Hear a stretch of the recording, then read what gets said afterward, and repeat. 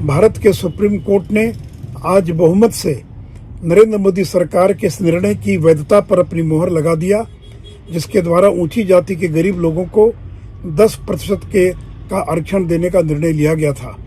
हम इस निर्णय के लिए नरेंद्र मोदी सरकार को धन्यवाद देते हैं। साथ ही साथ बिहार की राष्ट्रीय जनता दल वह ऐसी पार्टी थी जिसने संसद के दोनों सदनों में 103वें संविधान संशोधन विधेयक का विरोध किया था।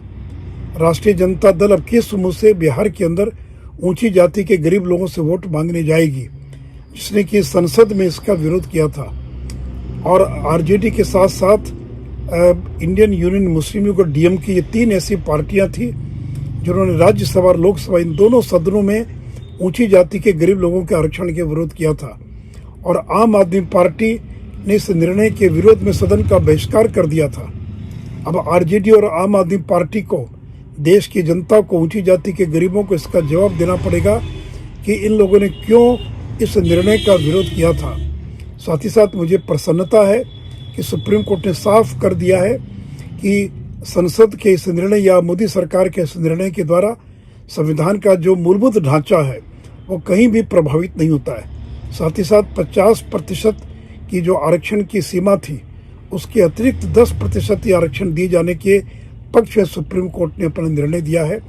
तो आज का दिन बड़ा ऐतिहासिक दिन है, क्योंकि सुप्रीम कोर्ट ने नरेंद्र मोदी सरकार के 10% आरक्षण के निर्णय पर अपनी सहमति की मुहर लगा दी है। 10% का आरक्षण वो तो पहले से ही हो गया था।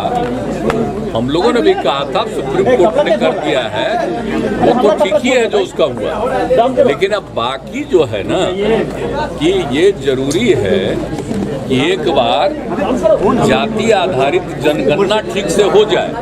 और दूसरी बात है कि जो आरक्षण का है ना, तो जो लिमिटेड है 50%, अब उसमें शेड्यूल कास्ट और शेड्यूल ट्राइब, उनको तो हम लोग जो उनकी आबादी है उसके हिसाब से करते हैं, लेकिन बाकी ओबीसी और ईबीसी का है, उनको आबादी के हिसाब से नहीं मिल पाता। तो इसीलिए जब वो 10% हो गया, बहुत अच्छा है। तो ये 50% का लिमिटेशन है, इसको बढ़ना चाहिए, ये अच्छी बात होगी। और उसके लिए जरूरी है कि पूरे देश का मतलब कि एक तरह का सबका आकलन पता चल जाए, ताकि किनका क्या आबादी है और उसको देखते हुए कुछ जो मदद दी जाएगी। तो इसीलिए तो हम लोग शुरू से कह रहे हैं कि भाई होना चाहिए। हम लोग तो बिहार में कर रहे हैं, जाति आधारित जनगणना की मांग थी, वो नहीं की अपना क्या राज्य करे, तो हम लोग तो राज्य में कर ही रहे हैं जाति आधारित गणना।